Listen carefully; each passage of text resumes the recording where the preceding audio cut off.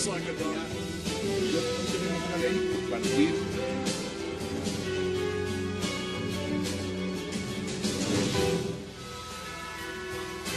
Bienvenidos a 360 grados, una visión global de la noticia, un espacio para debatir todo lo que sucede en Colombia y en el mundo.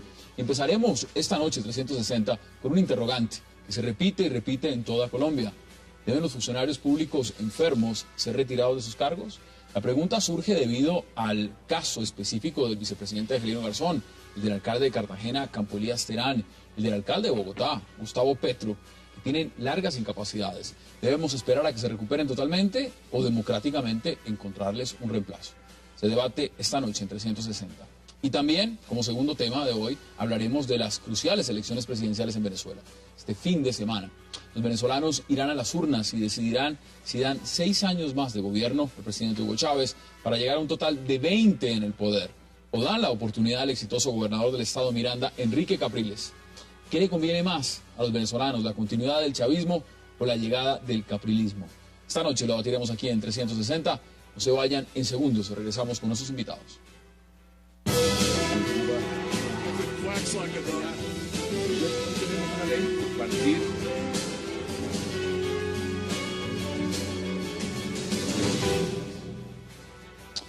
Y le damos la bienvenida de inmediato a nuestros invitados esta noche, a Javier Loaiza, a Rodrigo Hurtado y a Guillermo Rodríguez. Caballeros, qué placer que hayan aceptado la invitación para hablar esta primera media hora de lo que significa la salud de algunos mandatarios en Colombia. Gracias, Hassan. Rodrigo. Buenas noches. Empiezo con usted. ¿Cómo ve esta polémica? Porque realmente lo que estamos viendo es que el tema de salud es precario en los mandatarios de cargos importantes y además de elección popular. ¿Cómo ve usted la situación? Y además en momentos todos críticos, ¿no? Porque creo que, digamos, más allá de la salud de los mandatarios, lo que está en juego es un poco la situación en la que está cada uno. Por ejemplo, el presidente Santos, aunque acaba de salir de una exitosa operación, pues digamos, no puede darse el lujo de tener un vicepresidente enfermo. Yo creo que un país no puede tener esa posibilidad. Y dado pues la gravedad de la situación por la que pasó el vicepresidente, en ese caso yo creo que los colombianos merecemos algo más que la opinión de su médico tratante sobre su real estado de salud y sobre sus posibilidades de reemplazar al presidente en caso de que sea necesario, que puede suceder en cualquier momento, puede suceder en cualquier momento. Y por el lado del alcalde de Cartagena, pues yo creo que ya hay un evidente deterioro de su salud y es evidente que él no está tomando las decisiones y que eso está afectando, digamos, a la ciudad. Pero mire, interesante lo que usted plantea ahora, abriendo el debate. El tema real es la enfermedad del vicepresidente Angelino Garzón. ¿O hay persecución?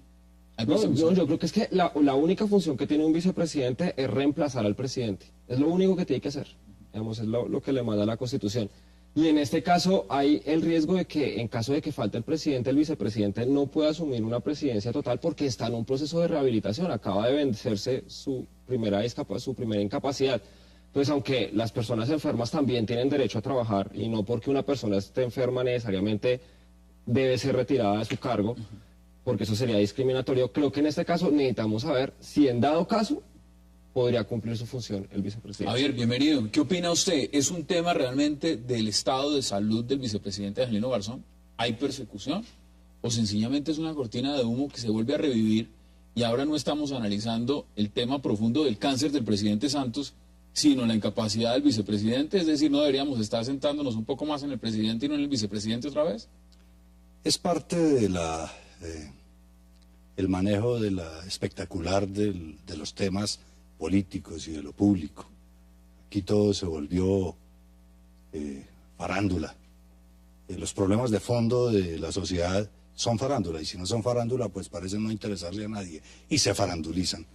Lo que hay de fondo aquí, independientemente de los casos específicos del alcalde de Cartagena, el de Bogotá, el vicepresidente y el presidente, y los otros presidentes latinoamericanos que están, es que, primero, gobernar hoy es muy complejo.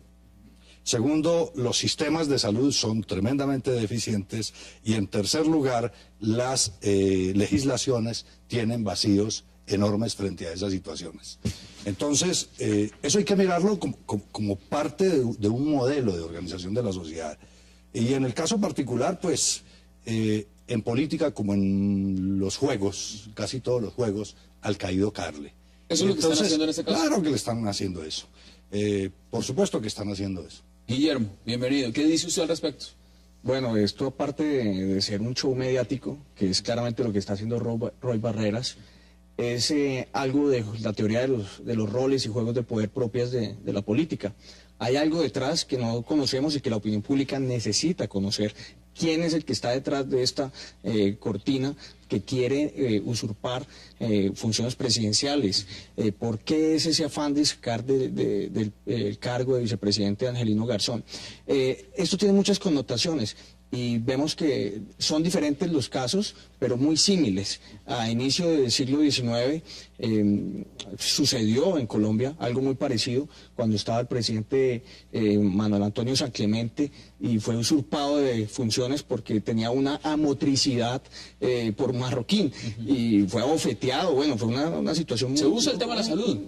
Se usa. Constitucionalmente no hay ninguna obligación. ¿Pero usted ve crisis institucional en la vicepresidencia?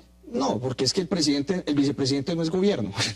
Partamos de eso. O sea, podemos decir que hay crisis institucional si el presidente fuera parte del gobierno, pero es que el vicepresidente no es parte del gobierno. Su función constitucional es al existir un vacío absoluto del presidente, y tal no ha pasado. Veo que en la posibilidad que se planteara que el presidente Santos pidiera una licencia por estado de salud, y al no existir ese vicepresidente, pues quien asumiría ese rol sería el presidente del Congreso. Entonces vemos más bien... Pero por un periodo transitorio para convocar a la elección de vicepresidente. Ni siquiera elección. Pero lo que dice el vicepresidente, yo le encuentro mucha razón. Una cosa es una discapacidad y otra cosa es una incapacidad. Y él puede tener una discapacidad a raíz del accidente. Hay una persecución sobre todo en el tema del examen médico. Hasta los mismos, desde el mismo Senado le han dicho al senador, presidente del Senado, Roy Barreras, hombre, no insista más con el tema del examen. Se quedó solo. Es decir, ¿cómo lo usa en ese sentido?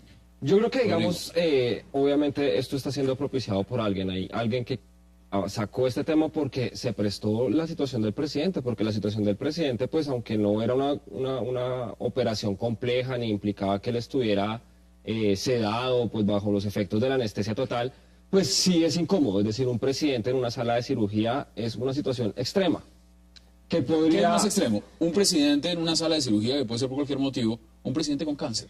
Y aquí se está debatiendo un tema puntual, y es, no es que este cáncer no es peligroso, no es que este cáncer es chiquito, no es que este cáncer no afecta, no hay cáncer no va a estar dormido durante la cirugía.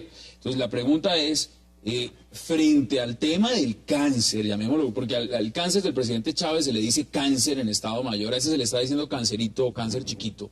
Frente a un cáncer, ¿se está llevando la discusión realmente al tema de fondo o se está centrando el debate en la incapacidad o no del vicepresidente, cuando debería debatirse a fondo es el cáncer del presidente? ¿Cómo lo viste en ese sentido? Yo creo que aquí se está haciendo una cortina de humo para unas decisiones que vienen del seno del gobierno muy fuertes. Decisiones no sabemos si son propias del juego y la teoría de los roles que he dicho, juegos de poder al interior del gobierno, posiciones que vayan a perder algunos miembros de la unidad nacional, posibles partidos que vayan a salir. Yo veo realmente esto más bien como un juego de opinión que se ha sacado un tema a luz pública para crear una cortina de humo. Usted mencionaba al senador Roy Barreras, escuchemos declaraciones justamente frente al tema de Angelino Garzón, el vicepresidente. Escuchamos declaraciones. Tres cosas. Lo primero es que el vicepresidente es un gran colombiano, es una buena persona, es un buen hombre, eso no está en duda.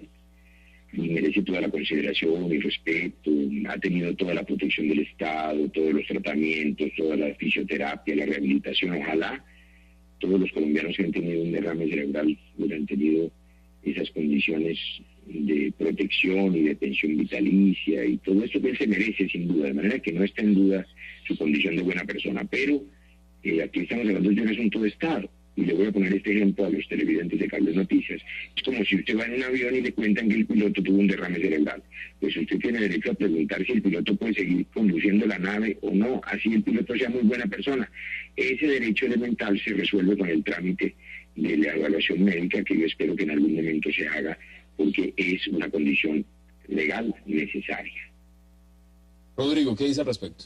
Yo creo que, digamos, es razonable el argumento de Roy en el sentido de que había un riesgo por el hecho de que el presidente fuera a ser intervenido quirúrgicamente y que aunque la ley solo lo contempla en casos de ausencia parcial o total, pues valía la pena preguntarse si el vicepresidente estaba en condiciones, porque no lo sabemos. Es que a diferencia de cómo ha tramitado el tema de su enfermedad el presidente, que fue oportuno, de cara al país, con información permanente, del vicepresidente no hemos tenido ese tipo de comunicación. Entonces, yo soy uno de los colombianos que tiene la duda se de abrió si una caja de Pandora, es decir, todos han dicho el manejo que hizo el presidente Santos ha sido un manejo muy bueno, muy coherente. Es decir, Profesional. mire, tengo este problema, abro el historial médico, que el pueblo colombiano se entere qué es lo que tengo. ¿Se ve que ese es el error que ha cometido Angelino? Por ejemplo? Claro, que no ha puesto las cartas sobre la mesa y que haya rehusado durante el examen, pese a que había dicho antes del examen que sí iba a aceptar pues esa evaluación médica, pues dice mucho de qué es lo que está en juego, porque no se somete a un examen y ya, si uno está bien, si uno cree que tiene las condiciones, pues uno se somete a un examen y ya, porque igual es un empleado público y digo yo, si el Senado no es el competente, pese a que además que hubo una votación para pedir... Javier, yo hago una comparación, no puede ser tomada literalmente, pero pues es un análisis muy simple. ¿La gente revisa la llanta de repuesto? ¿O revisa las otras llantas del carro? Nunca. Nunca revisan la Lo llanta de hemos repuesto. hablado aquí, el vicepresidente es la llanta de repuesto. La gente cuando va en carretera revisa la llanta de repuesto, por revisa las supuesto llantas que no. están puestas. Y el ejemplo que pone el flamante presidente del flamante Congreso colombiano, pues es bien tonta. Parece simple y parece lógica, pero es bien tonta. Supongamos que ese avión va en alta mar y que pasa lo que él está diciendo, que tiene un derrame cerebral el copiloto. ¿Y entonces qué hacen? ¿Se tiran al mar? Tiene que seguir la navegación, nada que hacer, es así, es elemental, es que todo esto es simplemente como todo en este país, todas las semanas aquí, Hassan, a ti te toca manejar temas que son lo mismo, farándula, y de fondo no hay nada. No hay de fondo sobre el tema de la corrupción, no hay de fondo sobre el tema de la seguridad, no hay de fondo sobre el tema de las relaciones internacionales, sobre el tema del narcotráfico, sobre el tema de la falta de democracia en muchas partes, tantos problemas estructurales, sobre el tema de la banca y de la intermediación financiera, sobre los temas gordos, eso los medios de comunicación normal y regularmente no se ocupan. Y toda la farándula termina también en el Congreso. Mire, vamos a hacer una pausa porque cuando volvamos no solamente está este caso, hablemos de Cartagena, hablemos de Bogotá, hablemos de otros escenarios donde también hay mandatarios que han tenido incapacidad. Ya volvemos aquí en 360 grados, no se vayan, ya regresamos con sus invitados.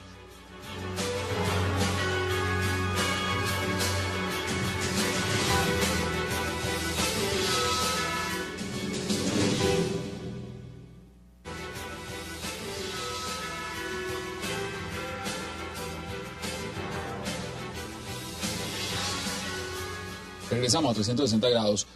No solamente es el tema de lo que se está debatiendo abiertamente con la salud del señor vicepresidente Angelino Garzón, ahora el tema de la salud del presidente Juan Manuel Santos, está el caso de Cartagena, el alcalde Campo Elías Terán. ¿Cómo ve usted ese caso, Guillermo? Yo creo que es un caso muy similar a lo que se viene planteando en Colombia frente a la salud de los mandatarios, pero este caso es mucho más grave. Este sí es un caso calamitoso, en donde vemos que hay un alcalde que no está gobernando, un alcalde que no puede ya ni siquiera expresarse, en donde pues no hay una coherencia entre lo que él, su voluntad y lo que está pasando en el municipio, en el distrito. Y pues veo que los mitos urbanos que rondan alrededor de esto es que hay un gobierno, un cuerpo ajeno. Y eso sí es muy grave. Está gobernando. Sí, claro, y eso es muy grave. Si usted mira una persona que tiene cáncer y le hace metástasis, es ya algo muy grave. Mira, hay dos versiones. Estoy en este momento, justamente mientras usted va exponiendo sus argumentos, leyendo el Heraldo, y lo que dice es lo siguiente. Hay una versión, por ejemplo, que está dando el concejal Andrés Betancourt. Durante sesión ordinaria del Consejo dijo lo siguiente: es un tumor cancerígeno que le apareció a Campo Elías Terán, hizo metástasis y ahora se encuentra en parte del cerebro, arrojando una expectativa de vida de sobre el 5%. Evidentemente, este pronóstico que dan en el Consejo es gravísimo. O sea, la hija lo desmiente inmediatamente y dice, mire, esto es un acto también de irresponsabilidad salir a dar un parte médico. Es decir, que tiene un lego, como dicen los médicos. hablando de que tiene alguien una expectativa de vida del 5%, pues es lo mismo, es lo mismo. El tema es que aquí, al final, lo que se resuelve en las sociedades es como se resolvía en las épocas de las monarquías. A rey muerto, rey puesto. Un gobernante que está incapacitado para ejercer, pues sencillamente debe ser retirado. Si está incapacitado, o debe renunciar y se reemplaza. Ese es el punto. En este caso... Si hay necesidad de llamar a elecciones, se llaman a elecciones. Y si no, pues entonces a quien corresponda que lo siga. Javier, lo que pasa es que constitucional y legalmente únicamente puede plantearse esa situación cuando hay una falta absoluta. Y si no hay una falta absoluta, pues el gobernante sigue ejerciendo. Lamentablemente para los gobernados, lamentablemente para la sociedad civil, lamentablemente para nosotros. Yo me pregunto, ¿qué tal? Y para la persona, el gobernante que está sufriendo. ¿Alguien se planteó qué hubiera pasado si se hubiera complicado la intervención quirúrgica del presidente Santos? ¿Quedaríamos en manos de Angelino? ¿Qué pasaría? Yo creo que son situaciones que hay que sopesar. Mire, grave, el tema también tiene mucho que ver con la condición de cómo está la administración en Cartagena. Porque evidentemente, si un mandatario está enfermo o puede pedir incapacidad o pueden convocarse elecciones, lo que usted menciona es lo más grave, es si hay un gobierno ajeno. Es decir, mientras está la incapacidad, ¿qué está pasando con la administración de la ciudad? Yo creo que lo describió muy bien Juan Gosaín en sus declaraciones. Es más o menos que haya entrado la cueva de Alí Baba. Pues digamos, la variopinta alianza que eligió a ese señor Terán, que obviamente no es un partido en la que se esconden pues un poco de intereses muy poco claros, pues está aprovechando el tiempo que le quede. Si es poquito o harto, pues... Por eso se firman contratos y eso es lo realmente grave, es decir... Y el alcalde dice que lo hacen a sus espaldas. Que no se había enterado. No sabe qué es lo que el hecho está ya de que no se entere es suficientemente grave para decir, ¿cómo así? Si usted no se entera de que están haciendo esto, ¿de qué más no se está enterando? Entonces yo creo que, digamos, la ciudadanía necesita claridad sobre esto. ¿Cómo es que un concejal aparece con un parte médico en el consejo diciendo que le queda 5% de vida? Esto debería ser... un médico bajo un procedimiento reglado. Si él lo hizo, si es como se ha planteado, es un parte médico, es precisamente porque el concejal tiene las potestades también legales de hacer eso, y eso es parte de sus funciones, de hacer control político al gobierno local. Y si él tiene, por un médico legista, ese dictamen, pues eso es legítimo. Hay que ver qué está pasando y qué hay detrás de esa administración. Desde lo local a lo nacional es donde uno hace la radiografía de la realidad política de nuestro país. Javier. El tema es que la salud, no solo de los mandatarios, sino la salud de este país ha colapsado. Eso es una muestra evidente. Eso está clarísimo. Había en Facebook, me pareció muy simpática por lo terrible. El presidente lo diagnostican el lunes y lo intervienen quirúrgicamente el miércoles. A un colombiano lo diagnostican en enero y lo entierran en diciembre. Así ocurre para esa es la realidad, pero mire, mirando también puntos que ustedes han puesto sobre la mesa. Y hay un debate que se abre. Si un candidato que aspira a un cargo público con anterioridad sabe que tiene una enfermedad grave, digamos, debería cáncer, ser una inhabilidad. Debería hacerlo por supuesto, público inmediatamente y no aspirar al cargo. Acá hay un rumor, y el rumor es que sabía con anterioridad que tenía cáncer. Terán. En ese caso, ¿cuál es el diagnóstico? ¿Tiene que hacerse pública esa información antes? No, yo creo que no, porque, digamos, o sea, sí debía haber un mecanismo reglado en el cual cuando usted asumiera el cargo, pues tuviera que entregar un parte médico, como cuando uno asume cualquier cargo. Y cuando usted va a una entrevista laboral, le mandan a hacer examen médico. Un examen médico para ver si sus capacidades para ejercer ese cargo o no. Y las EPS tienen eso como precondiciones y todo eso. Lo único que le exigen a este país a alguien para ocupar un cargo de elección popular es que le den que la autoridad electoral le dé la certificación. Justamente no es un componente, está faltando algo muy importante. Sí, por supuesto, es de lo que hablábamos desde lo que hablábamos desde un comienzo. Son vacíos legales que no están resueltos.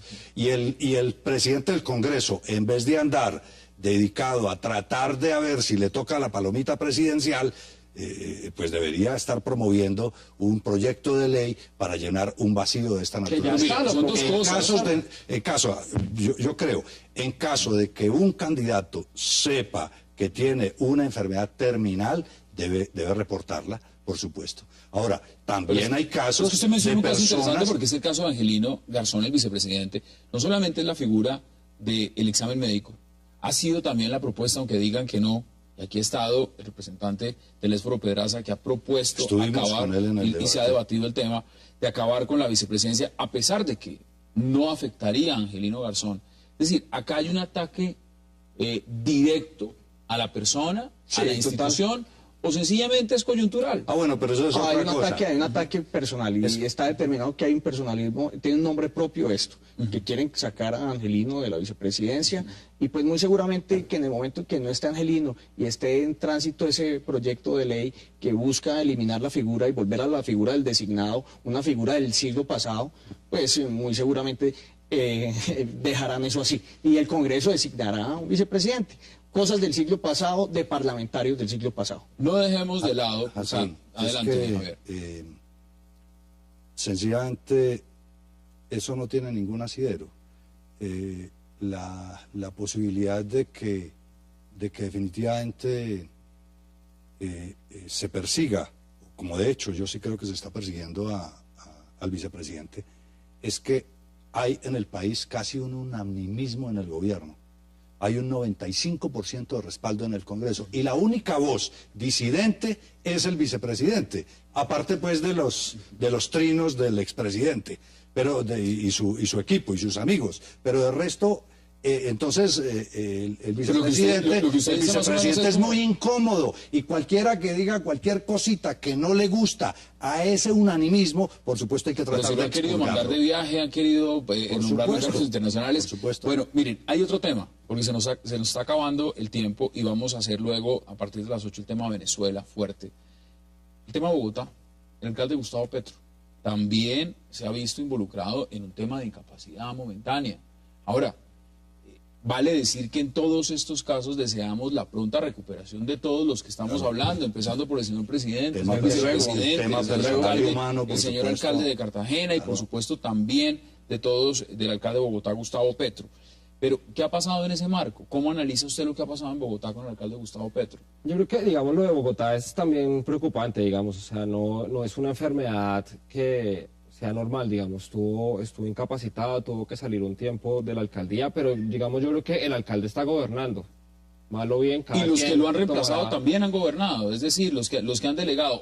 Yo siento que hay más no. equipo, a diferencia, digamos, de la alcaldía de Cartagena, donde está asumiendo su hija, pues que no es obviamente el canal habitual.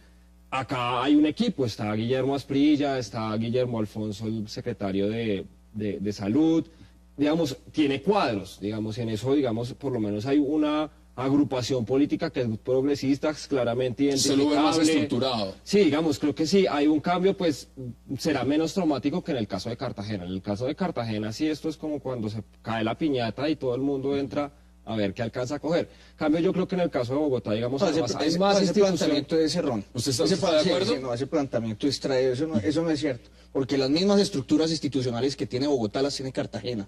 El mismo cuerpo ajeno que hay en Bogotá, que hay en Cartagena, puede entrar en Bogotá. No vaya a dejar Claro. de lado la crisis, Y la lo mismo crisis puede de pasar en el gabinete en tema Bogotá nacional. y el cambio de funcionarios Desde luego, y todo lo demás. todo eso puede Es decir, pasar. Pero el tema sí es claro, no podemos confundir un tema de motricidad del vicepresidente que tiene plenas funciones mentales y psíquicas a confundirlo con el tema de Campo Elías Terán, que es una persona que tiene metástasis, que tiene un tumor y que ya casi Pero mire, le dan un 5% un tema de importante vida que se abre al también tema del alcalde. en ese debate. Mire, el caso de Angelino es un caso particular porque evidentemente es un cargo elegido por elección popular. En el caso del alcalde Gustavo Petro, en el caso del alcalde Campo Elías Terán en Cartagena, ellos son elegidos por elección popular, pero su gabinete no. No, y ninguno de sus funcionarios. Exacto, entonces es decir, cuando se entra a reemplazar a este funcionario, pues está gobernando alguien que no fue elegido popularmente. Pero digamos, en el caso de Bogotá, será el Partido Progresista o la agrupación progresista la que mande una terna y de ahí se decide y todo eso. Pero digamos, en el caso de Cartagena yo veo la responsabilidad política más difusa. Hay quien responde, el Partido de la U, el Partido Pero es, también, Conservador. pero es también el tema de la corrupción que hay en Cartagena, Claro. la difícil coyuntura que vive la ciudad, que se busca justamente la elección de un alcalde que pueda resolver los problemas y lo que se termina viendo es que se agudiza aún más la crisis. La corrupción es en todo lado. La corrupción es en todo lado, Hassan. Y uno no puede centrar que es que los costeños son más No, corruptos que los evidentemente cachacos no. y menos corruptos que los paisas. No, la corrupción está en todos lados. Y yo considero que si hay un asunto que está en la ley tipificado, como es la vacancia absoluta, pues inmediatamente están los mecanismos legales. ¿Cuáles son? El partido que ganó es el que entra a tener el cargo en el evento que no haya transcurrido más de un año. Si no, pues se convocan nuevamente elecciones. Para el caso del presidente y vicepresidente es una situación diferente. Javier, quedan 40 segundos para dar sus conclusiones. Y Es acabamos ese diferente tema. el caso de los alcaldes con el caso del vicepresidente, porque los alcaldes son funcionarios con mando político y administrativo. El vicepresidente No apenas ejecuta tiene nada. una expectativa de que le pueda ocurrir. Él no nombra ni una secretaria. No nombra nada. Él no es funcionario público. Ni es gobierno. Como decías tú, ni es no gobierno. es funcionario. Él no es ni es gobierno. gobierno. Él no es gobierno. Él no es gobierno. Bueno, Eso hay que señores, tenerlo claro. ahí quedan esas posiciones. Vamos a hacer una pausa. De regreso, entraremos aquí en 360 grados a debatir y analizar lo que ha sido y es el tema electoral este fin de semana, no solamente en Venezuela, sino donde muchos países están con la atención centrada en si va a ganar el presidente Hugo Chávez y se mantiene en el poder por otros 6 años, o si llega Enrique Capriles y la oposición a la presidencia en Venezuela. No se vayan, ya regresamos con ese debate.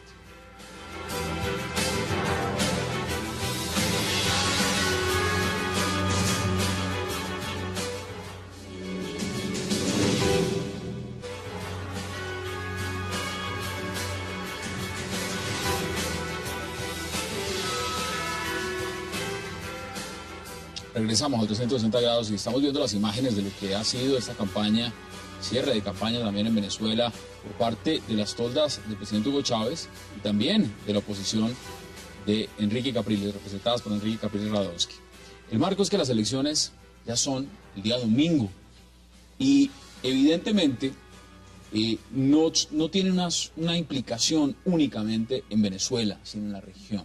Para eso le doy la bienvenida porque según esta mesa también Ronald Rodríguez. Ronald, bienvenido y gracias por aceptar la invitación. Gracias por la invitación, Hassan. Mire, antes de que hagamos un análisis profundo de lo que ha sido este cierre de campaña, debo admitir que me encontré con un artículo muy curioso en BBC. Dice lo siguiente: el manual para enfrentar la derrota.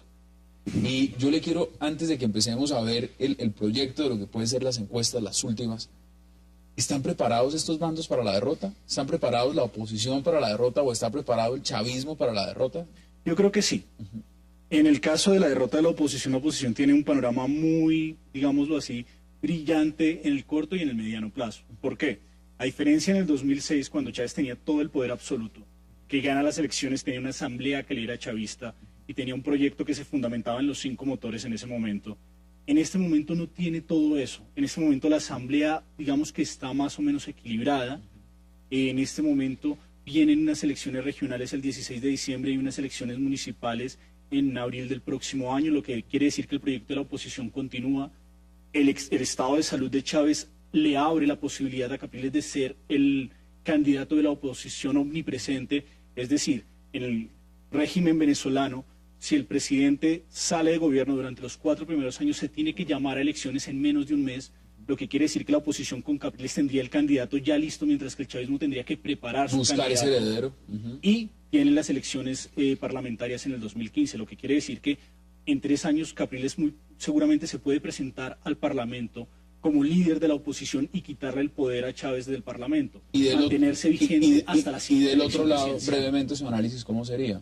Sin lugar a duda, el chavismo también está preparado, porque de hecho la forma en que se han organizado las elecciones permiten que después de las presidenciales vengan las regionales, y eso le permitiría a Chávez tener durante las regionales una recomposición de poder y en las locales otra recomposición de poder. Además, como el poder se entregaría hasta el próximo febrero, eso le permitiría hacer algunas maniobras. Creo que tal vez su principal punto débil es que no tiene la suficiente fuerza en la Asamblea para establecer una ley habilitante que le permita modificar las reglas del juego a último momento, como sí lo hizo en la ocasión anterior cuando perdió la Asamblea. Entonces, ahí hay una fuerza importante, pero yo creo que el chavismo se puede recomponer rápidamente. A Chávez lo han subestimado y por ese subestimarlo es que ya lleva 14 años en el poder. Y puede que llegue otros 6. ¿Ustedes están de acuerdo? No, yo considero que no. El panorama de la transición en Venezuela es muy obtuso. tanto para el oficialismo chavista como para los opositores. Chávez erradicó todo tipo de liderazgo, allá solo existe él, tanto que ni siquiera tiene, en el evento que él fallezca por su cáncer o que desaparezca de su posición de liderazgo en Venezuela, no hay dentro de su séquito más cercano quien lo suceda. ¿Usted no le vio un heredero? No lo hay. El más cercano es el presunto general narcotraficante y que pues ya le tiene Estados Unidos el ojo encima. Entonces ahí no hay absolutamente ninguna posibilidad de transición y eso lo tiene claro y Estados Unidos lo tiene. Pero entonces, alguna vez socialicé eso y lo comentaba en una visita a Washington con el ex embajador Roger Noriega y planteábamos esas posibilidades. Entonces esa posibilidad no se da. Si no se da dentro del oficialismo, mucho menos en la oposición. Hay que decir que conociendo a Roger Noriega, Roger Noriega no quiere mucho al presidente Chávez. Mire, le voy a decir una cosa, Hassan. En su momento María Corina Machado y Leopoldo López también quisieron tener esa teoría de que si iban a ser los candidatos seculares de la oposición iban a hacer un gran liderazgo. María Corina Machado no puso más de dos parlamentarios, no, dos asambleístas, porque en Venezuela no existe parlamento. Sí, Asamblea Nacional. Y lo mismo le pasó a Leopoldo López. Enrique Capriles... Bueno, de pronto jugaron sus cartas pensando en otro momento. Pero lo que sí tenemos que tener claro es que Enrique Capriles está arrancando con el 17% de los votos. Y eso ya es muy importante. ¿Qué dicen ustedes al respecto? Yo creo que nadie está preparado para salir derrotado en una elección. Pero uno de los dos va a salir derrotado. Es decir, aunque uno contempla siempre la posibilidad de salir derrotado, uno asume que va a ganar. Y creo que en este momento, digamos, cuando las cosas están tan parejas entre los dos candidatos, pues esa posibilidad está totalmente renunciada. Ahora, lo que debería es funcionar las instituciones para que en caso de que cualquiera de los dos funcione, y ahí es donde yo veo, digamos, que puede haber sectores muy radicalizados, digamos, dentro del mismo chavismo, que dificulten eso, porque pues es que, digamos, lo que se están disputando es el botín petrolero que significa Venezuela. Entonces, los unos lo tuvieron un tiempo, los otros lo tienen ahora, y pues no lo van a saltar tan fácilmente como uno esperaría. Y así como hay gente razonable y racional dentro de, digamos, de las filas chavistas, aunque algunos no lo crean, pero también los hay otros que están dispuestos a dar la vida por eso. Y a dar la vida o dar la vida de los demás. Pero usted pone un escenario, usted ya está poniendo un escenario, es decir, hablemos de milicias, hablemos de otras cosas. Pues, ¿qué pasa si pierden? ¿Están preparados para esa derrota? Pues, digamos, por lo que he leído de algunos de ellos, de estos militantes, incluso de grupos chavistas, pues obviamente no contemplan la posibilidad y cuando lo contemplan dice, pues los vamos a defender como sea. Javier, ¿qué dice usted? Yo creo que ambos, la situación sí es muy compleja porque precisamente como está tan pareja la situación de acuerdo con las encuestas, pero ahora hablamos de las encuestas, porque un factor clave de las encuestas es el factor miedo. Pero en relación con la pregunta, creo que la situación es muy compleja porque de acuerdo con las encuestas, ambos estiman que van a ganar y ambos se sienten desde ya triunfadores. Y ambos están preparándose para defender a como de lugar el triunfo. Pero a como de lugar es ahí ya empieza a haber diferencias. ¿Cuáles son las diferencias? El a como de lugar en el chavismo es porque ahí hay una cosa es Chávez y el chavismo, ¿no? Y otra cosa es la oposición. El chavismo, por supuesto que se apoya fundamentalmente en dos cosas y es la manipulación de la institucionalidad. En todo sentido lo ha hecho de manera consistente y permanente y lo va a seguir haciendo y lo ha anunciado. Y segundo, la fuerza. Son los dos elementos centrales sobre los que se apoya el chavismo para no dejarse arrebatar el poder.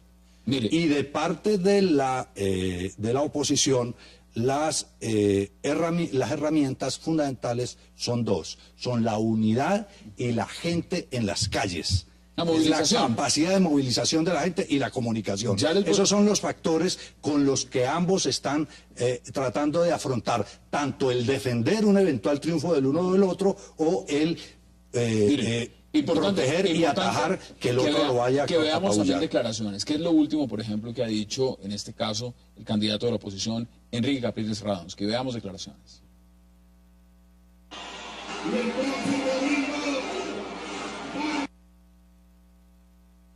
Creo que no las tenemos listas. Mire. Yo le agradezco infinitamente desde mi corazón que usted durante esta campaña me permitió ver claramente el rumbo que hay que tomar. El rumbo es el amor, no el odio. El rumbo es la luz, no la oscuridad. El rumbo es el compromiso y el amor al pueblo, no el insulto ni el odio.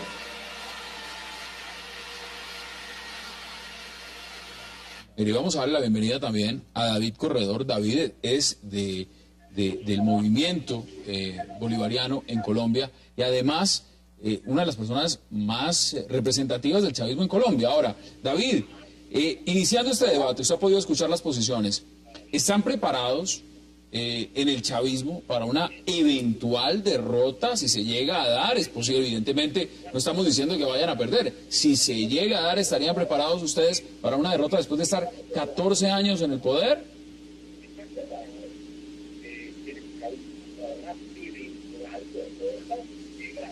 David, ¿me escucha? Sí. David, le preguntaba si están ustedes preparados para una eventual derrota. Con eso no quiero decir que vayan a perder el domingo, pero ¿están preparados para una eventual derrota? Bueno, mire, déjeme enumerar 3 cositas, por favor, para poder ayudar en la respuesta. En este momento la oposición tiene un éxito porque ha logrado convencer de que ellos se van a tomar el poder, sin ser cierto, ¿verdad? Porque nada de lo que ellos han dicho, ni las encuestas, ni la toma de las plazas públicas en campaña, conducen a que Capriles va a ganar. O sea, crearon una burbuja que no es cierto. Segundo, se está comprobando con esto que en Venezuela hay una democracia plena en funcionamiento, una de las más importantes del mundo, las más destacadas del mundo. Y tercero, que aquí no hay ninguna dictadura chavista, que aquí hay opciones, hay oportunidades, y bueno, ellos se han creado esa posibilidad a la oposición, mas sin embargo, no tienen ningún fundamento de carácter científico que ellos vayan a ganar. Han creado una imagen, un supuesto de ganancia y una supuesta pérdida de Chávez y que la derrota es inevitable para Chávez, sin ser cierto. Entonces, frente a ello, pienso que hay un error en la percepción de lo que está sucediendo en Venezuela, que hay todo un proyecto de cambio y transformación en que no solamente hay Chávez, sino todo un pueblo que lo apoya y lo respalda. Hoy en día ya Chávez no es solamente una figura de una persona, sino es todo un pueblo que está movilizado, que está en la calle para seguir adelante con la revolución y con el socialismo bolivariano. Bueno, vamos a ver eso cómo se ve reflejado el día domingo. Además veo que usted está en Venezuela, está en Caracas en este momento y más adelante le pregunto cuáles son las razones específicas, por supuesto, celebrar si llega a ganar el presidente Chávez en Venezuela. Mire, Ronald, vamos a mirar también coyuntura interna. Hicimos un balance muy interesante el día lunes, una previa de lo que representa estas elecciones y no quiero dejarlo pasar de lado en esa medida, porque estas elecciones, ¿cómo se ven desde afuera? ¿Cómo se ven las elecciones en Venezuela desde afuera? Y veamos escenarios. ¿Cómo la ven, por ejemplo, desde los Estados Unidos? Desde los Estados Unidos, pues, están haciendo un compás de espera. Sin lugar a duda, con la posible llegada de la oposición, si se diese el caso, pues, creen que pueden restablecer una relación.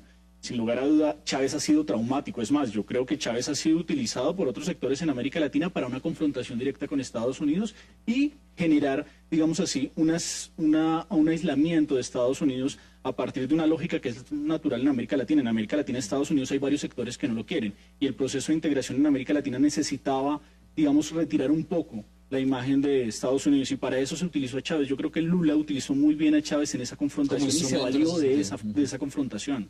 Entonces, Estados Unidos en este momento con Venezuela no quiere decir que porque llegue la oposición van a tener relaciones armoniosas. También seamos realistas y pragmáticos. Estados Unidos está más centrado ahorita en su elección que en la elección de cualquier otro país. Vamos a hacer una pausa muy breve aquí en 360 y ya regresamos con sus invitados para seguir debatiendo, analizando lo que significan estas elecciones en Venezuela que tendrán el curso el día domingo, el 7 de octubre. No se vayan, ya regresamos.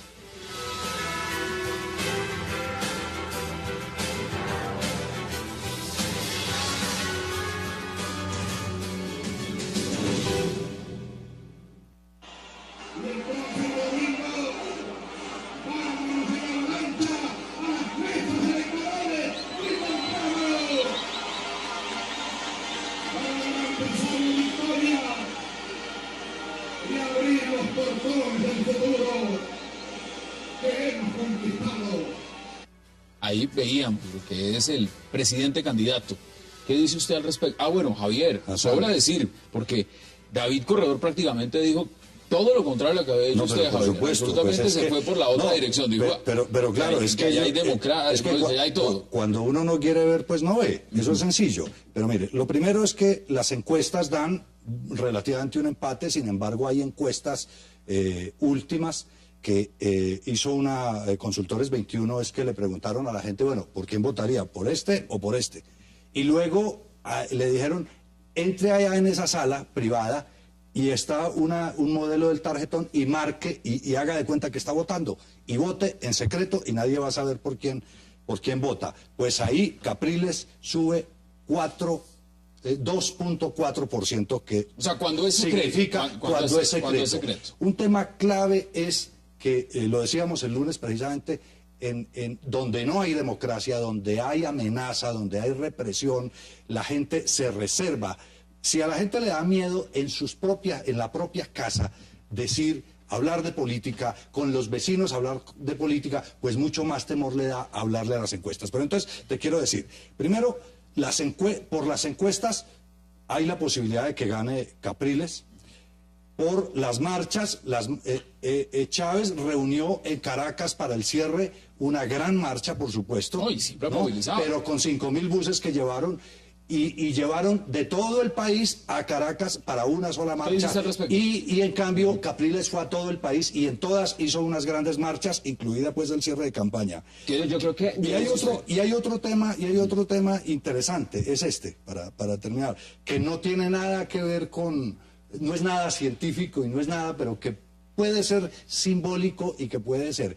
Es que, por un lado, la gente está cansada precisamente de esa confrontación, por un lado, y por otro lado, la venta de gorras de la campaña de Capriles ha sido 5-1 de la venta de gorras de ¿Cómo ve de usted Chávez. esa posición? Que no Porque es, vamos a por empezar a mirar supuesto, también lo que es un tema anecdótico significan y encuestas. simpático. ¿Qué dicen? Pues yo creo que, digamos, acá los que más expectantes tenemos que estar es precisamente los colombianos, porque yo creo que una eventual derrota de Chávez significa que se le cae una pata a la mesa de diálogos con las FARC. No, Si se cae una pata, no se cae, no se cae. por Dios, no, por Porque- Dios, no. Es decir, No digamos, ¿cuál con será todo la respeto, garantía? pues no digamos bobadas. No, con todo respeto, no. eso La garantía No, para pues, las FARC es la existencia de Chávez. Perdone. Eso no es cierto, Hassan.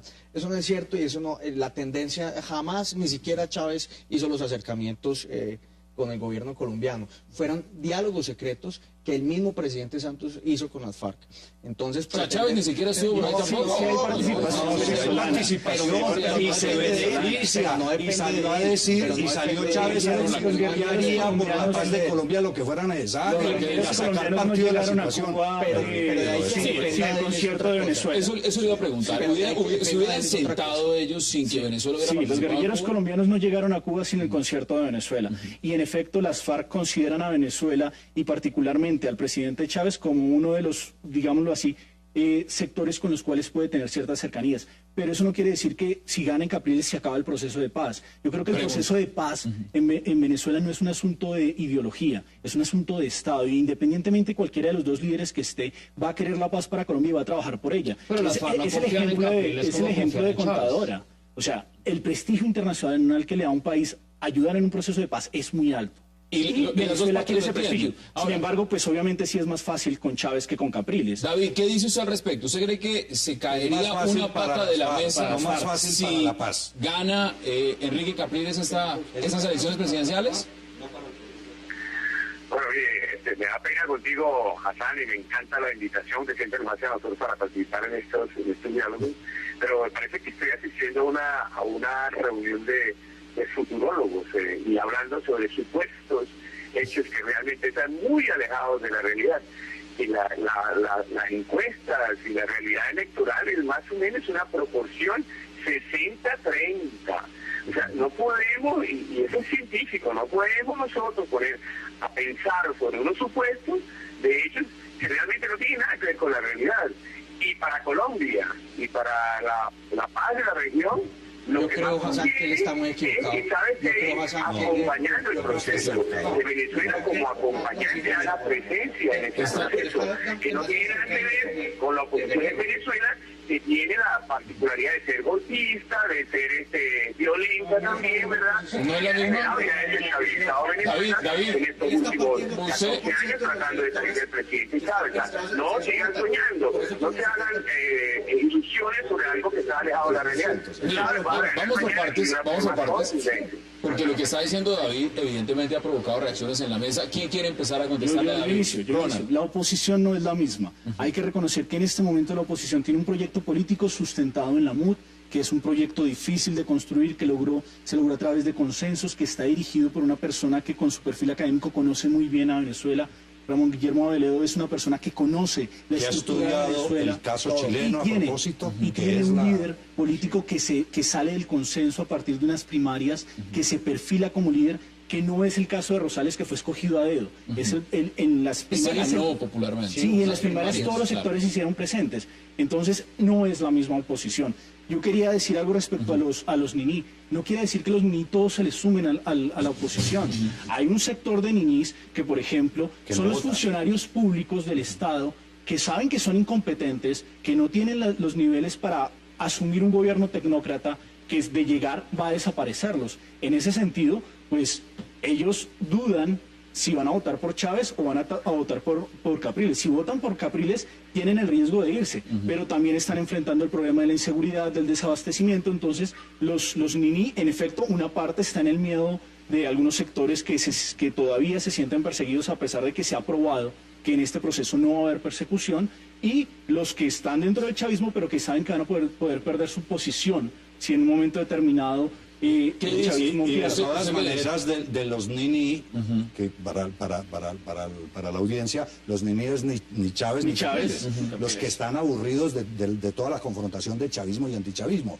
De hecho, tampoco desaparece, porque las estimaciones es que habrá una abstención de más o menos el 24%, y los niní estaban medidos más o menos en un 35%. Entonces, lo que realmente está tomando partido de los niní son un 10% más o menos, buen porcentaje, buena proporción, que seguramente está Mire, yendo a veamos más Capriles. declaraciones de lo que dijeron, lo que han dicho, por supuesto, en cierre de campaña, tanto Enrique Capriles como el presidente Hugo Chávez. Veamos a Enrique Capriles. Presidente Chávez,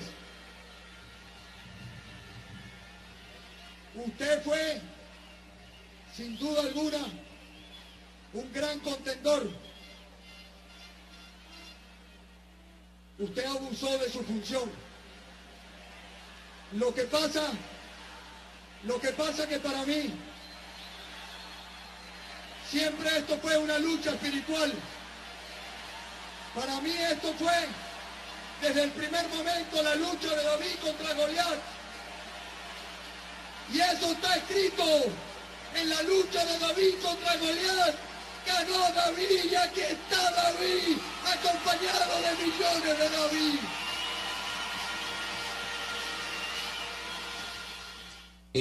Un punto importante, Javier, David dice que esas encuestas suyas no están como muy Bueno, muy claras. que no muy las hizo claras. Javier. Es que yo no las hice. Pero bueno, no las hice. Javier las trajo. Pero Javier las trajo. podemos, pues, seguramente él está siguiendo las encuestas de Jesse, ¿cómo se llama? Que tiene Jesse su Chacón. Jesse Chacón, que tiene su propia encuestadora, y No, pero entonces no esa es la que lo ha lee. hecho mal. No lo ha hecho mal. No lo ha De hecho hecho, mal. las encuestas de Jesse Chacón no dan los resultados de David. Tampoco. Pero por supuesto Bueno, que pero no. yo veo acá a Por David que supuesto también no. está pendiente. David, ¿qué dice usted? Ayúdeme haciendo la pregunta, que realmente tengo un retorno muy distorsionado, porque por favor no lo hacemos en forma de pregunta y con mucho gusto. Bueno, miren, acá hay un tema y es el marco también de lo que ha significado los cierres de campaña. ¿Cómo se han manejado estas campañas hasta el momento? ¿Qué tan efectivas han sido? ¿Cómo se han desarrollado en el ámbito realmente de un presidente candidato que ha estado enfermo de cáncer, o por lo menos ese ha sido un tema vital dentro de la campaña, y un candidato de la oposición revitalizado por esa unificación de la oposición? ¿Cómo ve usted estas campañas políticas que ya culminaron y en el trabajo que se hizo en ellas? Yo creo que demuestran, digamos, a una sociedad muy politizada, ¿no? Yo creo que, digamos, la contienda esa política se ha metido en las venas y en el aire, digamos, que la gente está respirando en Venezuela, y es pues muy bueno ver eso en términos para quien sea, digamos unas marchas multitudinarias, a la gente participando. Creo que ha habido un activismo por Twitter también pues inédito en una campaña de estas, y yo creo que eso demuestra, digamos, que por lo menos en Venezuela se puede hacer campaña. Hay otros países donde el autócrata se reelige sin ninguna posibilidad de esto.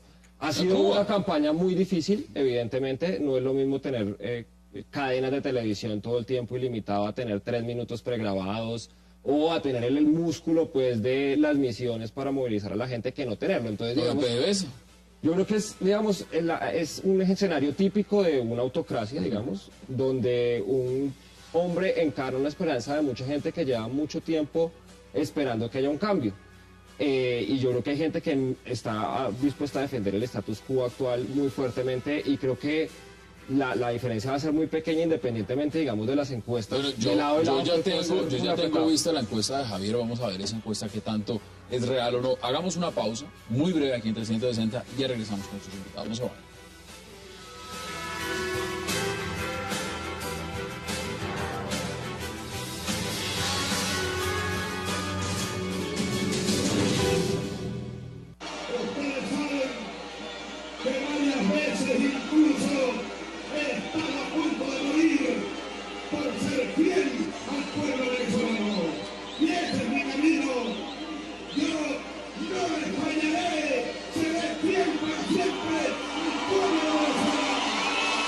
Tiene mucha fuerza el presidente Hugo Chávez.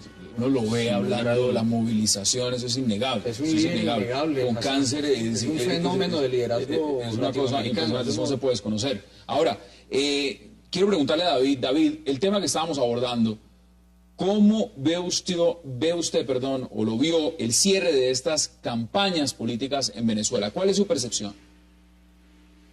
Mira, Hassan y amigos del panel, las matemáticas no mienten, son realidades que no las podemos evadir.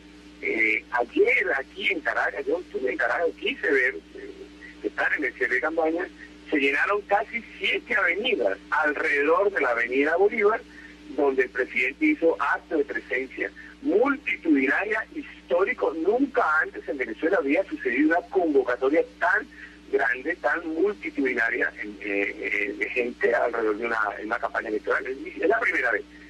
Capriles, más o menos siguen manejando un promedio de 2.800.000, 3 millones de votos.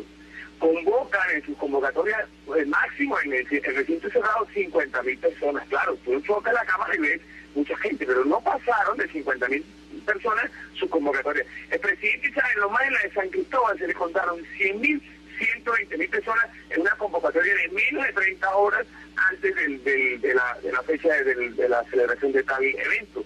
Entonces hay una realidad en la calle, en la plaza pública, que coincide con las encuestas. Por eso nosotros, esos cierres de campaña, esa especulación que hay sobre una posible ganancia o triunfo de Capriles es irreal, está fuera de la lógica y de la verdad de la matemática. Entonces hay que tener mucha prudencia y mucho cuidado en esas apreciaciones, porque al final lo que se está construyendo es toda una matriz de opinión para luego decir que al ganar Chávez, pues que aquí hubo fraude, hubo trampa, qué sé yo, y que le quitaron las elecciones a Capriles. Pero ese argumento, David, es bien interesante que usted lo ponga, que usted lo ponga, porque evidentemente ha mencionado el tema del fraude.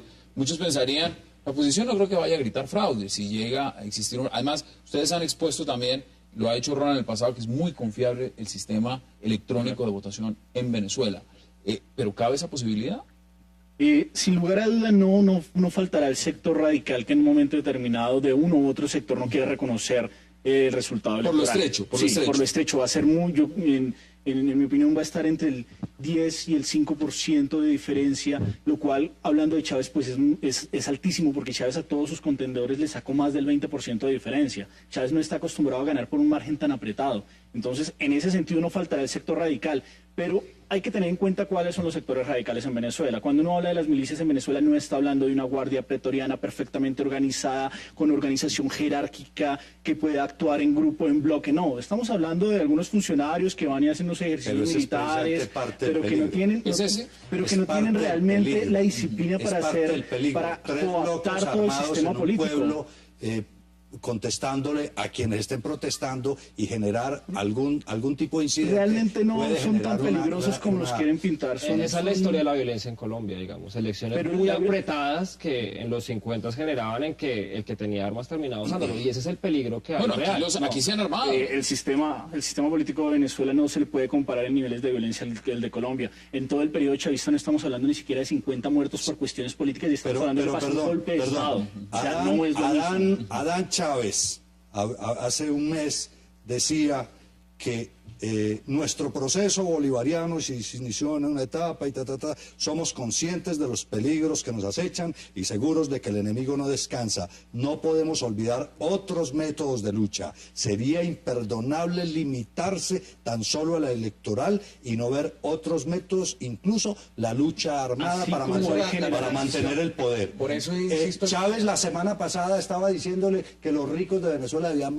votar por él para evitar una guerra civil. Eso es una manera de incitar a 100.000 venezolanos que están armados con AK-47 que se no los ha están entregado el realmente gobierno. armados, no los tienen debajo de la cama. ¿No es así? Sí, no están realmente armados ni los tienen debajo de la cama. Desde el punto de vista teórico, por supuesto que no, pero desde el punto de vista de las realidades políticas y de las pasiones que se generan, de hecho, hay ese peligro. hay que tener en cuenta cómo funciona el chavismo. El año pasado se hubo unas escaramuzas de La semana violencia, pasada mataron a 3. Y han habido varias muertes en Caracas, eso es público, eso no se puede tapar el sol con un dedo, eso no se puede negar, es innegable ello. Roland dice que no.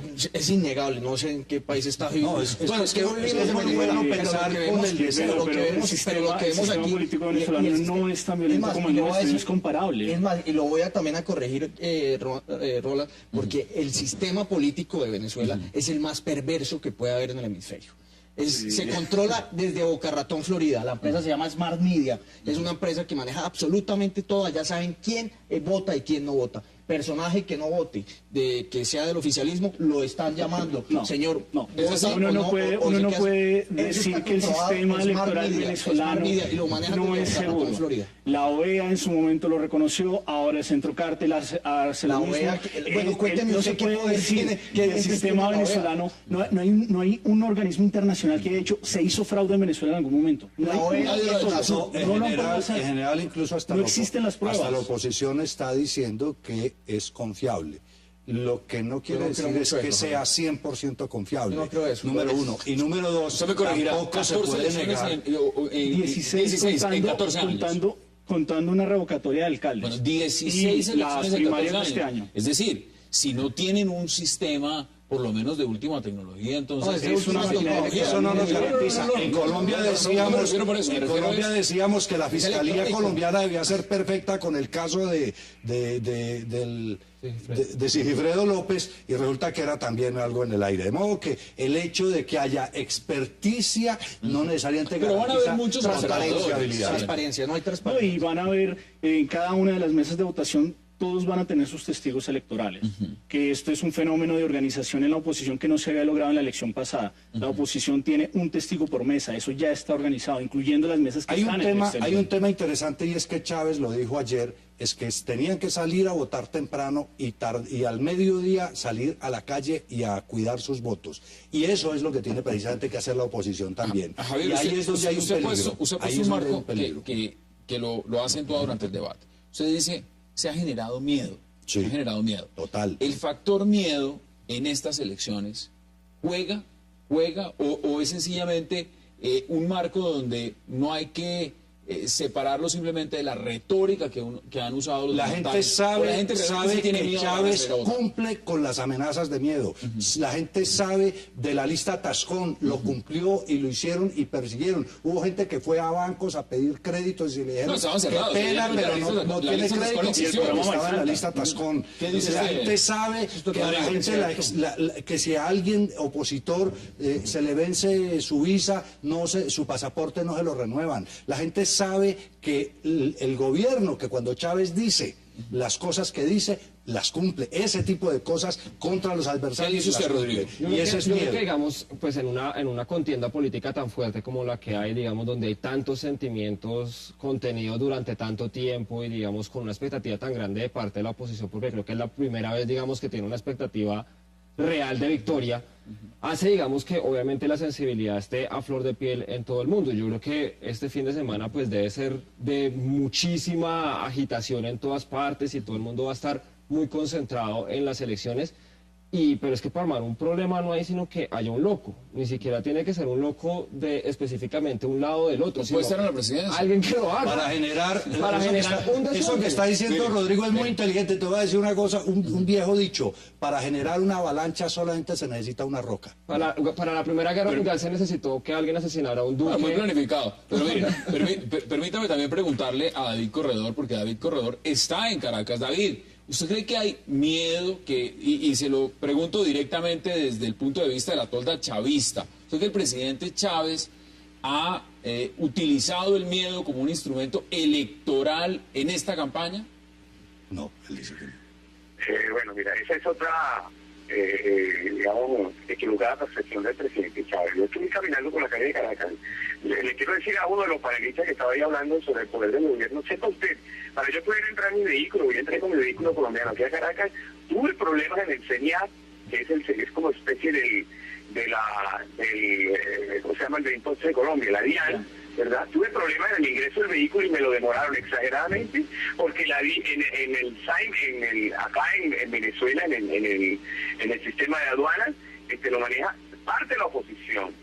O sea, empleados que vienen de la Cuarta República, o sea, de los adecos copellanos que han estado ahí y todavía... O sea, la oposición casi no lo deja entrar usted a Venezuela, mejor dicho. En la oficina del Consejo Nacional Electoral, el 55% son empleados de la Cuarta República que obedecen y acatan organizaciones de la oposición. O sea, aquí yo pienso que hay que brindarle garantías al presidente Chávez para que haya unas elecciones realmente limpias y que pueda garantizar pues la pulcritud de la misma. O sea, no todo lo tienen ganado. Los agentes de tránsito, hay 20 puestos de control de agentes de tránsito, en la mitad me pidió documentos porque yo traía el aviso de Chávez. Oye, aquí la oposición tiene gobierno, es parte del gobierno. Es decir, en ese sentido, David, perdón interrumpirlo, en ese sentido, más o menos es una contrarrespuesta al cierre del consulado en Miami, que ahora le toca a la oposición ir a votar a Nueva Orleans, porque entonces más o menos no pueden entrar, se están jugando los unos con los otros. ¿Qué dice usted, Ronald? No, en efecto, pues uno no puede acusar a un funcionario de ser miembro de la Cuarta República y de orquestar un plan de la oposición para bloquearlo. No, es un asunto de ineficacia que existe en Venezuela. En ese estado no está Venezuela, en ese estado de polarización tan grande que ya hablan de volver a hablar de la Cuarta República, decir que estamos hablando desde del movimiento radical socialista, es decir, no estamos frente a esa polarización. No, en efecto, existe una polarización en Venezuela, pero más allá de la polarización también existe un aparato estatal que es bastante ineficiente y que en muchos de sus ejercicios diarios con el ciudadano pues se entraba y se bloquea. Visitar una biblioteca en Venezuela es un trabajo bastante particular al cual uno se tiene que llenar de arrestos porque es un proceso de lidiar con el funcionario de inmigración en el ingresa. aeropuerto uno se demora a veces más en la fila de inmigración en el aeropuerto que en el vuelo entre Bogotá y Caracas. Bueno, no hablemos de las de Colombia son peores. Bueno, sí, claro. Pero mire, es por ineficiencia, ambos por ineficiencia, es de lo que tú estás hablando. Acá hay un tema, el voto venezolano en el exterior. Muchos venezolanos evidentemente están en el exterior, han salido durante este proceso de 14 años, quieren votar. Vimos lo que sucedió con el consulado en Miami, cerrado. Muchos venezolanos están asumiendo los gastos y los costos de ir a otro estado, en Luisiana, a votar en ese consulado, en New Orleans. ¿Cuántos calcula usted? ¿Hay estudios sobre eso, Ronald, de cuántos venezolanos hay en el exterior que quieren votar? No, podría decir más o menos los que hay en Colombia en este momento, de lo que tenemos registrado por una investigación que hizo una de nuestras queridas estudiantes. Teníamos 22.000 venezolanos con cédula de extranjería, pero pues en el censo real de cuántos de estos 22.000 van a votar efectivamente todavía no lo tenemos. ¿Y porcentajes por quién? Pues en Colombia Porque David Corredor, se lo pregunto porque David Corredor es colombiano, sí, y va a votar, va a votar por Chávez. Pero yo creo que en su gran mayoría los venezolanos que se encuentran en el país son de oposición. ¿Sí puede marcar eso diferencia, cree usted, Guillermo? ¿Y Ronald puede marcar diferencia? Sí lo hay. En un margen, vuelvo al tema, sobre todo los que están en Colombia y Venezuela, que en Colombia y en Estados Unidos, que son las poblaciones más, y España, que son las poblaciones más grandes. Pueden sumar, porque es que si la cosa termina muy pareja, 3 votos pueden hacer la Sí, diferencia. tampoco en Colombia es que hayan muchos ciudadanos venezolanos. Si gana Capriles, ¿se devuelve? habilitados. Son 2.500, desde luego, y las implicaciones, en Colombia hay 2.500 habilitados para votar. Eso tampoco creo que marque una tendencia muy alta en Venezuela para que gane Capriles. Pero realmente lo importante aquí es esas tendencias que tú estás planteando, las consecuencias económicas para Colombia. Son funestas. Debo de aclarar. Y el tema petrolero, claro, por ejemplo. Claro, el tema petrolero y la inversión, porque los grandes inversionistas venezolanos están en Colombia. De hecho, la burbuja inmobiliaria que vive hoy Colombia, que es un metro cuadrado demasiado elevado, se debe a los grandes inversionistas venezolanos que ven en Colombia una opción para invertir Bueno, en con finca Petrolera ha raíz. ido muy bien. Mire, veamos más declaraciones de lo que ha dicho el candidato de la oposición, Enrique Capriles Radonsky. Es la hora del futuro. Es la hora de avanzar. Y usted no va a detener el avance de este pueblo. Este pueblo volvió a despertar. Este pueblo está claro de que hay un camino. Ustedes mencionaban la importancia de Lara, ¿no? El tema de que se haya hecho justamente en el cierre. ¿Cuál es la importancia exactamente? Ronald. Henry Falcon fue el digamos, gobernador que más votos sacó del chavismo. De hecho, su diferencia es el gobernador con más votos. 73% de los votos de su estado se quedaron con él. Y él es el candidato del chavismo que se pasa a la oposición. Incluso en algún momento se llegó a hablar de los coqueteos de que podía llegar a ser hasta el vicepresidente de Capriles, para tratar de buscar esa unidad entre sectores que ya no se sienten muy bien dentro del chavismo y que están buscando. Obviamente dentro del chavismo lo tratan como un apátrida que ha vendido sus banderas simplemente por las razones políticas que hay de fondo de esta polarización. ¿Estás conmigo o contra mí? Miren, hay un tema que no se ha analizado mucho y no se ha debatido mucho, y quiero poderlo hacer con ustedes esta noche. Son dos escenarios porque la coyuntura en Venezuela ha cambiado para el chavismo, para enfrentar a una oposición diferente, y ha cambiado también para una oposición unida, unificada por primera vez, enfrentarse a un chavismo que algunos persiguen por primera vez más debilitado. ¿Cuáles han sido realmente las maniobras más importantes que han tenido que hacer de lado y lado para llegar a donde están? La oposición, primero. La oposición se organizó con base en las experiencias del pasado, de designar candidatos únicos a dedo, y no hacer unas consultas internas o unas elecciones primarias, marcan la tendencia. Y eso es lo que hoy favorece a Capriles, que él arranca con un 17%, ese 17% que fue lo que sacó en las elecciones primarias, y esa es su base para arrancar y su primera plataforma para multiplicar electoralmente. Desde ese punto de vista, podemos decir también coqueteos con el chavismo. Yo creo que, digamos, más que todo aquí lo que vemos es una situación en la que hay hastío, ¿no? Digamos, que ya haya gobernadores y que ya haya, digamos, funcionarios dentro del chavismo que se estén saliendo del redil, demuestra que después de 14 años el modelo, independientemente de si se queda Chávez o no, ya está haciendo crisis. Y yo creo que eso le está pasando a la un gobierno que no ha logrado, bueno, lo que no hizo un gobierno en 14 años, ¿será que lo puede hacer después? No en Venezuela, en cualquier país del mundo, en cualquier. Es saludable para una democracia que una persona dure 14 años. No, pero es claro que es lo que él va a hacer. Él va a seguir haciendo, de lo que ha hecho, va a seguir haciendo más de lo mismo. Pero de lo que no ha hecho, es bien importante, de lo que no ha hecho es todo el tema de los consejos comunales. Está creando, y para eso él gana y va a montarle, porque sabe que no va a ganar ni todas las alcaldías ni todas las gobernaciones, gane o pierda el chavismo.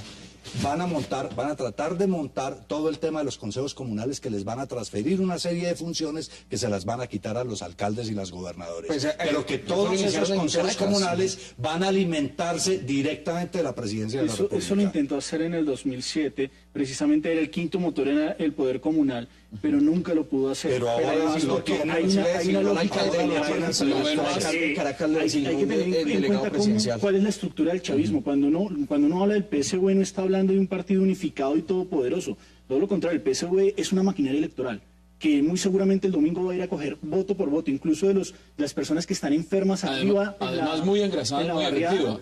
Va y trae el voto y cada voto lo asegura. Pero no es un partido político, no tiene la fortaleza de partido político. Es más, los grupos comunales, los diferentes grupos de opinión que son chavistas tienen fuertes peleas con el PSV y no han logrado articularse. Miren, señores, al punto que se pelean fuertemente. Quedan 3 minutos y quiero darles a cada uno para que puedan dar sus conclusiones, máximo 30 segundos. David Corredor, empieza con usted. ¿Cuáles son sus conclusiones frente a este tema?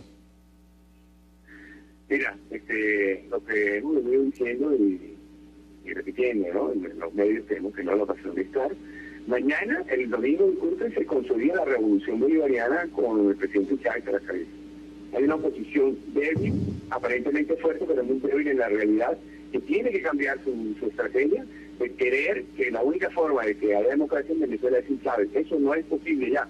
Chávez, aquí hay Chávez para rato y el pueblo de Venezuela está con el presidente Chávez. Ahí dice, hay Chávez para rato. Sus conclusiones, Rodrigo. Pues yo creo que Venezuela, 30 segundos. digamos, Chávez se está jugando su última oportunidad de consolidar efectivamente una revolución y la oposición, digamos, tiene la oportunidad de avanzar en retomar el poder en el mediano plazo. Así que yo creo que, digamos, quien se la juega toda realmente aquí es Chávez y con ello, por un lado, también Colombia, que obviamente nos afecta lo que pasa del otro lado de la frontera. Javier, 30 segundos.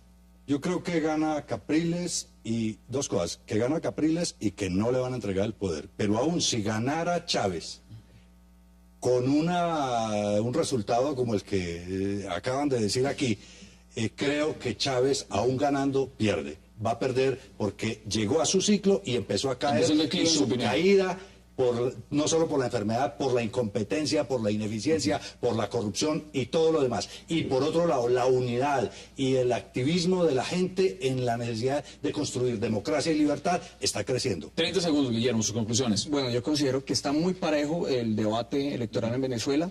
Si gana Chávez, va a haber una oposición que va a ser mucho más fructífera, va a ser mucho más grande en diciembre. Si gana Capriles, pues realmente la transición va a ser muy compleja, muy difícil para él. Lo único cierto es que en temas de política exterior, lo único que se juega es la continuidad del gobierno Castro en Cuba. Es lo único.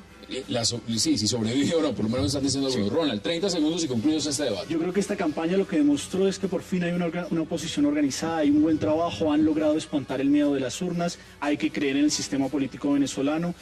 Lo que llamaría la atención es que el programa de los primeros 100 días del candidato de la oposición tiene debilidades fuertes y ahí es donde están las fisuras. Incluso llama a hacer la depuración de los cuerpos policiales en los primeros 100 días. Todos sabemos que eso es un proceso que no va a durar 100 días. Y así con varios de los puntos que toca. Yo creo que el candidato de la oposición, que no va a ganar las elecciones muy seguramente este domingo, sí tiene que trabajar para continuar fortaleciendo la oposición de cara a las regionales, locales y a las legislativas del 2015. Señores, ha sido un verdadero placer. Gracias por haber aceptado esta invitación y evidentemente sé que estaremos el domingo muy pendientes a esos resultados en Venezuela. A ustedes, gracias por acompañarnos. Tenemos una cita de nuevo aquí en 360 grados el día lunes para seguir analizando, debatiendo con diferentes posiciones toda la agenda política, no solo de Colombia, sino del mundo. Hasta una próxima oportunidad.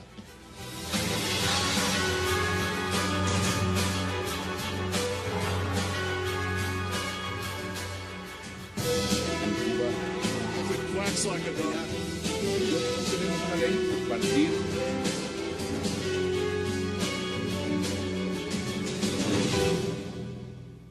Parece simple y parece lógica, pero es bien tonta. Supongamos que ese avión va en alta mar y que pasa lo que él está diciendo, que tiene un derrame cerebral el copiloto. ¿Y entonces qué hacen? ¿Se tiran al mar? Tiene que seguir la navegación, nada que hacer, es así, es elemental, es que todo esto es simplemente como todo en este país, todas las semanas aquí, Hassan, a ti te toca manejar temas que son lo mismo, farándula, y de fondo no hay nada. No hay de fondo sobre el tema de la corrupción, no hay de fondo sobre el tema de la seguridad, no hay de fondo sobre el tema de las relaciones internacionales, sobre el tema del narcotráfico, sobre el tema de la falta de democracia en muchas partes, de tantos problemas estructurales, sobre el tema de la banca y de la intermediación financiera, sobre los temas gordos, eso los medios de comunicación normal y regularmente no se ocupan. Y toda la farándula termina también en el Congreso. Mire, vamos a hacer una pausa porque cuando volvamos no solamente está este caso, hablemos de Cartagena, hablemos de Bogotá, hablemos de otros escenarios donde también hay mandatarios que han tenido incapacidad. Ya volvemos aquí en 360 grados, no se vayan, ya regresamos con sus invitados.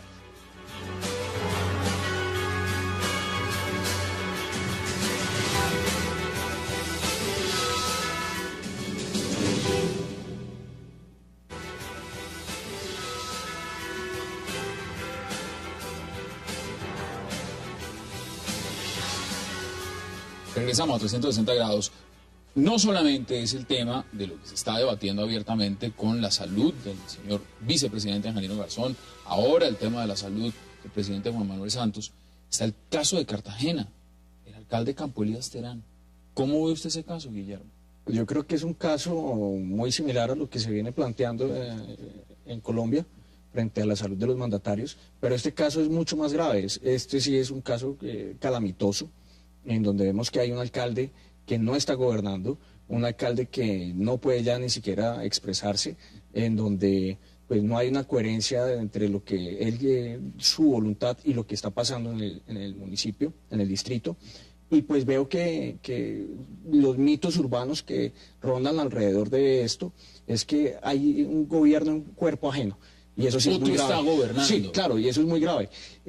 Si usted mira una persona que tiene cáncer y le hace metástasis, es ya algo muy grave. Mira, hay dos versiones. Estoy en este momento, justamente mientras usted va exponiendo sus argumentos, leyendo el Heraldo, y lo que dice es lo siguiente. Hay una versión, por ejemplo, que está dando el concejal Andrés Betancourt. Durante sesión ordinaria del Consejo dijo lo siguiente: es un tumor cancerígeno que le apareció a Campo Elías Terán, hizo metástasis y ahora... El presidente Manuel Antonio San Clemente, y fue usurpado de funciones porque tenía una amotricidad por marroquín, y fue abofeteado. Bueno, fue una situación muy... ¿Se usa el tema de la salud? Se usa. Constitucionalmente no hay ninguna obligación. ¿Pero usted ve crisis institucional en la vicepresidencia? No, porque es que el vicepresidente no es gobierno. Partamos de eso. O sea, podemos decir que hay crisis institucional si el presidente fuera parte del gobierno, pero es que el vicepresidente no es parte del gobierno. Su función constitucional es, al existir un vacío absoluto del presidente, y tal no ha pasado. Veo que en la posibilidad que se planteara que el presidente Santos pidiera una licencia por estado de salud, y al no existir ese vicepresidente, pues quien asumiría ese rol sería el presidente del Congreso. Entonces vemos más bien... Pero por un periodo transitorio para convocar a la elección de vicepresidente. De modo que ni siquiera elección. Pero lo que dice el vicepresidente, yo le encuentro mucha razón. Una cosa es una discapacidad y otra cosa es una incapacidad. Y él puede tener una discapacidad a raíz del accidente. Hay una persecución sobre todo en el tema del examen médico. Hasta los mismos... Desde el mismo Senado le han dicho al senador, presidente del Senado, Roy Barreras, hombre, no insista más con el tema del examen. Se quedó solo. Es decir, ¿cómo lo usa en ese sentido? Yo creo que, digamos, obviamente esto está siendo propiciado por alguien. Hay alguien que sacó este tema porque se prestó la situación del presidente, porque la situación del presidente, pues aunque no era una operación compleja ni implicaba que él estuviera sedado, pues bajo los efectos de la anestesia total, pues sí es incómodo. Es decir, un presidente en una sala de cirugía es una situación extrema. ¿Qué es más extremo? Un presidente en una sala de cirugía, que puede ser por cualquier motivo, un presidente con cáncer. Y aquí se está debatiendo un tema puntual, y es, no es que este cáncer no es peligroso, no es que este cáncer es chiquito, no es que este cáncer no afecta, no hay cáncer no va a estar dormido durante la cirugía. Entonces la pregunta es, frente al tema del cáncer, llamémoslo, porque al cáncer del presidente Chávez se le dice cáncer en estado mayor, a ese se le está diciendo cancerito o cáncer chiquito. Frente a un cáncer, ¿se está llevando la discusión realmente al tema de fondo, o se está centrando el debate en la incapacidad o no del vicepresidente, cuando debería debatirse a fondo es el cáncer del presidente? ¿Cómo lo viste en ese sentido? Yo creo que aquí se está haciendo una cortina de humo para unas decisiones que vienen del seno del gobierno muy fuertes. Decisiones no sabemos si son propias del juego y la teoría de los roles que he dicho, juegos de poder al interior del gobierno, posiciones que vayan a perder algunos miembros de la unidad nacional, posibles partidos que vayan a salir. Yo veo realmente esto más bien como un juego de opinión que se ha sacado un tema a luz pública para... Debate. El tema real es la enfermedad del vicepresidente Angelino Garzón. ¿O hay persecución? Yo creo que es que la única función que tiene un vicepresidente es reemplazar al presidente. Es lo único que tiene que hacer. Digamos, es lo que le manda la Constitución. Y en este caso hay el riesgo de que, en caso de que falte el presidente, el vicepresidente no pueda asumir una presidencia total porque está en un proceso de rehabilitación. Acaba de vencerse su primera incapacidad. Entonces, aunque las personas enfermas también tienen derecho a trabajar, y no porque una persona esté enferma necesariamente debe ser retirada de su cargo, porque eso sería discriminatorio, creo que en este caso necesitamos saber si en dado caso podría cumplir su función el vicepresidente. Javier, bienvenido. ¿Qué opina usted? ¿Es un tema realmente del estado de salud del vicepresidente Angelino Garzón? ¿Hay persecución?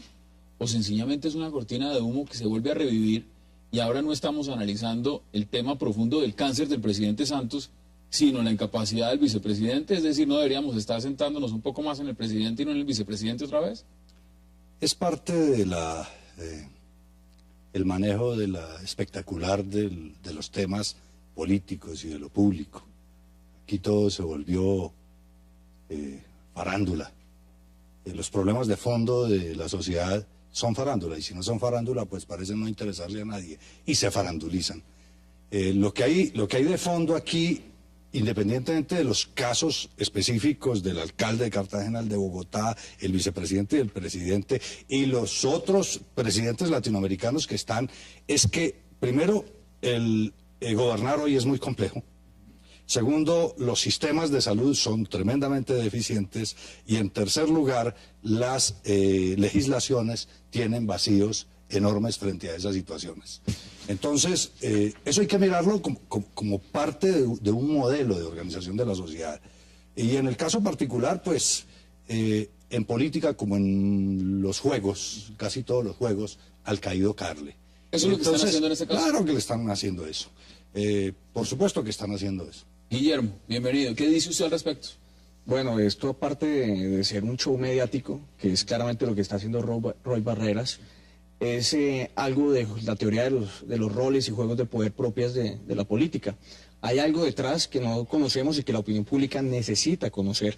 ¿Quién es el que está detrás de esta cortina que quiere usurpar funciones presidenciales? ¿Por qué es ese afán de sacar del cargo de vicepresidente Angelino Garzón? Esto tiene muchas connotaciones. Y vemos que son diferentes los casos, pero muy símiles. A inicio del siglo XIX sucedió en Colombia algo muy parecido cuando estaba el... Tenemos una ley partir.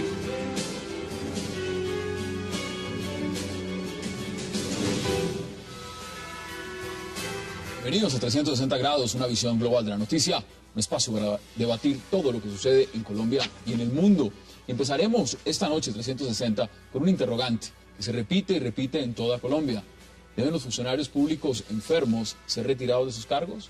La pregunta surge debido al caso específico del vicepresidente Angelino Garzón, el del alcalde de Cartagena, Campo Elías Terán, el del alcalde de Bogotá, Gustavo Petro, que tienen largas incapacidades. ¿Debemos esperar a que se recuperen totalmente o democráticamente encontrarles un reemplazo? Se debate esta noche en 360. Y también, como segundo tema de hoy, hablaremos de las cruciales elecciones presidenciales en Venezuela.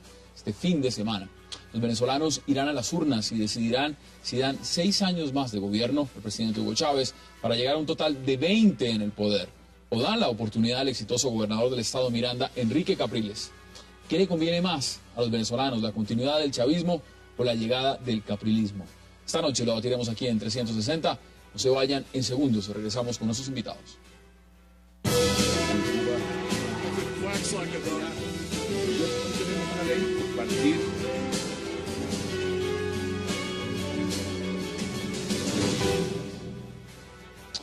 Y le damos la bienvenida de inmediato a nuestros invitados esta noche, a Javier Loaiza, a Rodrigo Hurtado y a Guillermo Rodríguez. Caballeros, qué placer que hayan aceptado la invitación para hablar esta primera media hora de lo que significa la salud de algunos mandatarios en Colombia. Gracias, Hassan.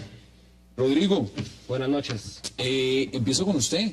¿Cómo ve esta polémica? Porque realmente lo que estamos viendo es que el tema de salud es precario en los mandatarios de cargos importantes y además de elección popular. ¿Cómo ve usted la situación? Y además en momentos todos críticos, ¿no? Porque creo que, digamos, más allá de la salud de los mandatarios, lo que está en juego es un poco la situación en la que está cada uno. Por ejemplo, el presidente Santos, aunque acaba de salir de una exitosa operación, pues digamos, no puede darse el lujo de tener un vicepresidente enfermo. Yo creo que un país no puede tener esa posibilidad. Y dado pues la gravedad de la situación por la que pasó el vicepresidente, en ese caso yo creo que los colombianos merecemos algo más que la opinión de su médico tratante sobre su real estado de salud y sobre sus posibilidades de reemplazar al presidente en caso de que sea necesario, que puede suceder en cualquier momento, puede suceder en cualquier momento. Y por el lado del alcalde de Cartagena, pues yo creo que ya hay un evidente deterioro de su salud y es evidente que él no está tomando las decisiones y que eso está afectando, digamos, a la ciudad. Pero mire, interesante lo que usted plantea ahora. Abriendo el debate. Para crear una cortina de humo. Usted mencionaba al senador Roy Barreras, escuchemos declaraciones justamente Que se frente al quedó tema de Angelino Garzón, el vicepresidente. Escuchamos declaraciones.